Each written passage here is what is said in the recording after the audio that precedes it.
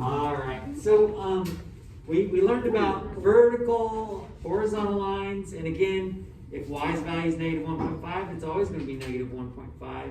The x can be whatever it wants. Anyway, horizontal line, vertical line. Are you guys good with that? Yeah. Now, we also, though, found out what intercepts are. Most all lines, when you graph them, they're going to have an x-intercept and a y-intercept. There are exceptions, like these two up here. But your x-intercept is where?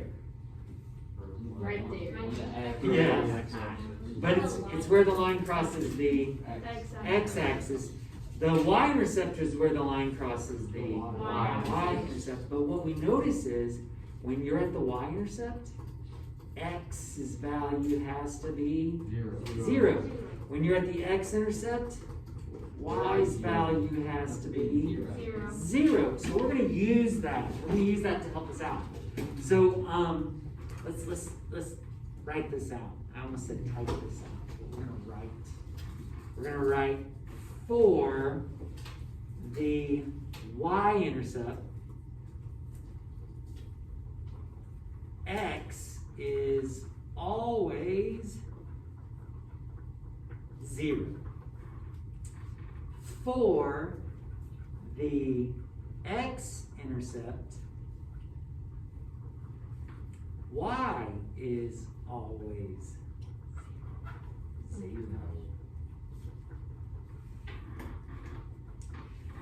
We're going to use that to help us graph, and we're also going to use the fact that how many points do you need to make a line? Just 2. So let's think about this for a second. If we're able to figure out what the x-intercept is and figure out what the y-intercept is, we're then going to be able to connect them to make a line, aren't we? Okay, so let's, I didn't leave much space in here. Hopefully you left a little bit more space. Let's try to do a quick example on there. Let's find the x and y intercepts How? of, Do we need a ruler? no, of 5x minus 3y equals 30. And I do apologize, I left like 0 room in there. Find the x and y intercepts of 5x minus 3y equals 30. Well, to find the x-intercept, what's going to be 0? Y. Y is going to be 0. Now you can do this super quick, but let me just kind of talk you through it. If y is going to be 0, what's going to happen to this negative 3? It's going to be gone, isn't it? What are you going to be left with? 5x equals 30. And if 5x equals 30, what is x equal to? 6. X is equal to 6. So our x-intercept is going to be 6. What? Oh, okay. That means that y equals negative 10. Yeah. So let's find out. So for the y-intercept, what's going to be 0? X is. And if x is 0, what happens to this 5? It goes away. It's gone. And what you're left with is negative 3y equals 30.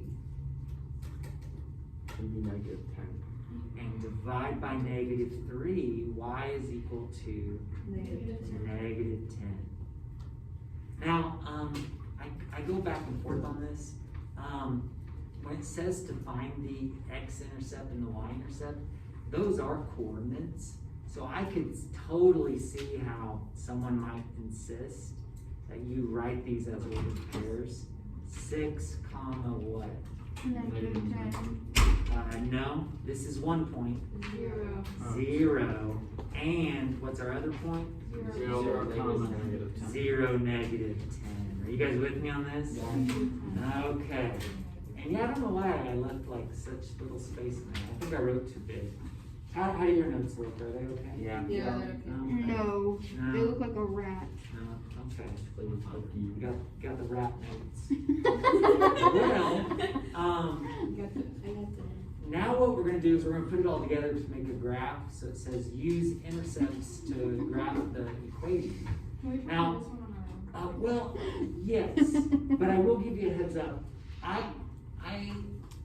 almost insist that you write x-intercept and a little line and y-intercept with a little line.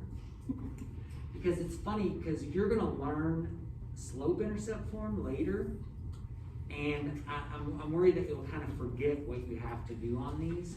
So remember, when you're gonna use intercepts to graph, you're actually solving two things, aren't you? You're solving for the x-intercept, which in this case is pretty easy, isn't it? But you're also solving for what? Y-intercept. And then once you have both of those, you can plot them. Your x-intercept is where it crosses the x-axis. The y-intercept is where it crosses the y. And then you guys got your straight edges? Yes. Yeah, find your straight edge. Use an ID if you need to.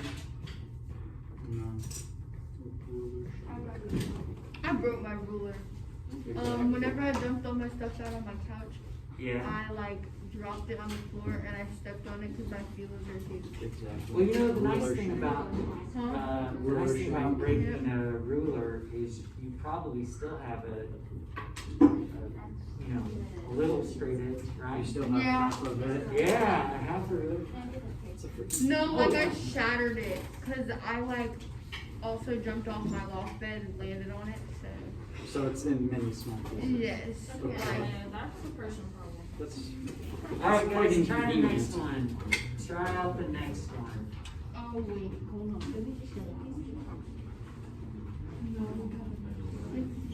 I barely missed God.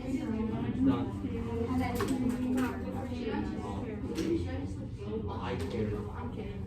You care, John? If you want, or you just do what we're doing and then get it later, get the other stuff later. It's up to you. What? Let me see what you got after you graph it. On which one? The next one. Oh, the second one? For the wire? Do you get negative fours or just a four? A negative 4. Go ahead and graph it. Once you graph it, raise your hand and I'll see how it goes. I just get it simple. The second one or the Please graph the line. Oh, Graph the line. line. Yep. Oh, I'm sorry, COVID time. I gotta, sorry. Oh my gosh. Nice job, there we go. Can you put a star on my paper? Nah, just wait till I get the Alright. Bible. I'm with the Bible. I'm looking at the Bible multiplier on every single page. Guess what's not? COVID time. Smiley of death.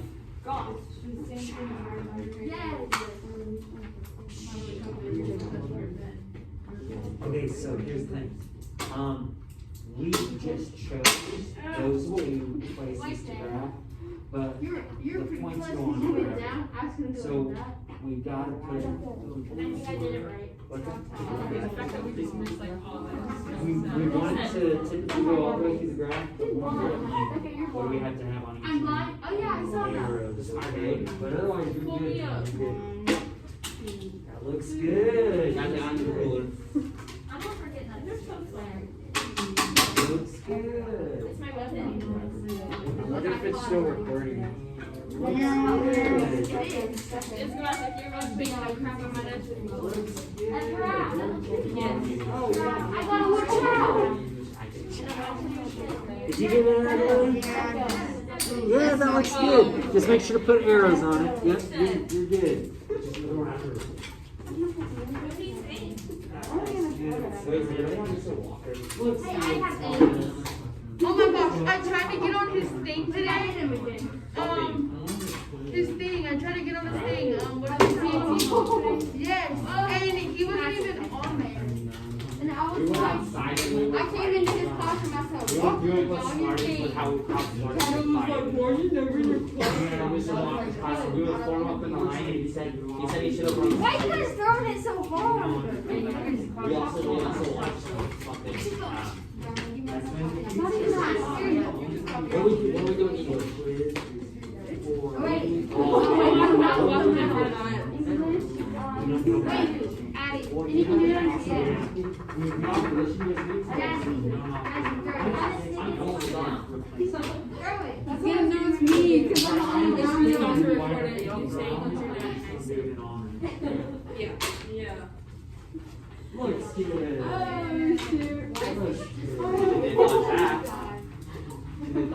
Mr. Atkins, Yeah. if you post this on YouTube, it might get demonetized. What? You can use it if I wanted. I did not say a bad word. But It didn't happen. Alright guys, so I checked everybody, we're good, let's look it over, see what else we've got. Nice with the pencil. I don't care, I don't use my pencils. I use a pen. Alright, it says, you are going to the fair and have $16 to spend on rides and games. Ride tickets cost $4 and game tickets cost $2. And, well, that's nice, and then they gave us an equation, didn't they? yes. 4x plus 2y equals 16 models this situation, where x is the number of ride tickets, and guess what? Y is the number of game tickets you can buy. And it says to graph the equation, what do the intercepts represent? So we're gonna graph this using x and y intercepts. So let's go to it. We're gonna have to find the x-intercept and the y-intercept, right?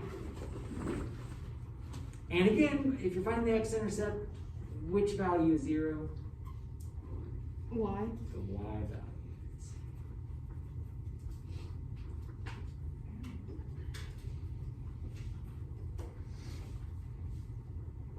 And if you're finding the y-intercept, which value is 0? X.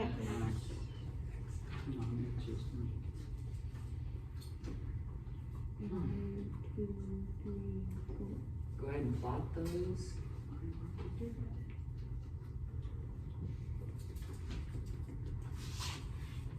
And how many points does it take to Two. determine a line? 2 points, so we can go ahead and graph this. I almost hit the dog. And I then, got the dots wrong. we're not quite done, are we? No, wait. No. Now, I gotta tell you, I went ahead and drew a line. But now I'm kind of thinking for a second here. It says, we graphed the equation, but this equation is based off of a real thing, right? Yeah. I had this continuing forever. Would it actually continue forever? No, because what's the max you can spend? 16. 16, so I don't think it really makes sense to continue forever. Another thing, the way I've graphed it, I've got it continuous, right? Yes. That means that you could buy a half a ticket, and a tenth of a ticket, and 3/4 of a ticket. Can you actually do that? No. No. So in reality, I could see this being separate points and with space in between, right? It's okay because it said to graph the equation. I think we're fine with it, but I just want to make sure that we're aware that that graph's not really representative of what's really happening. A more accurate representation would just be these points, like so, for 0, 1, 2, 3, 4.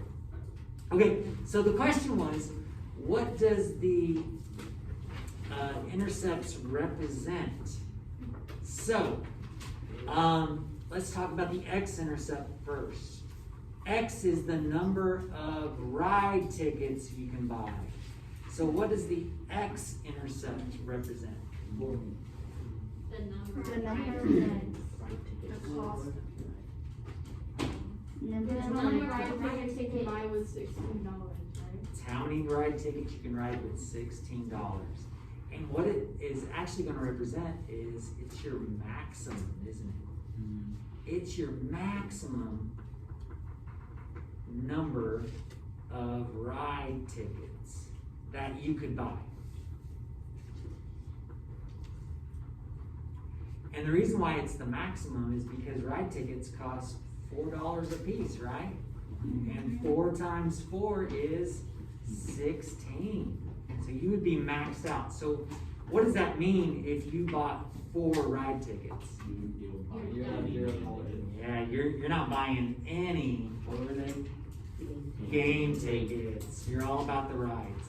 What's the y-intercept represent? The game tickets. Max amount of game tickets. Yeah, maximum amount of game tickets. That's $16. Maximum number of game tickets. And if you're at this point right here, you have maxed out that, and how many ride tickets are you getting? 0, right?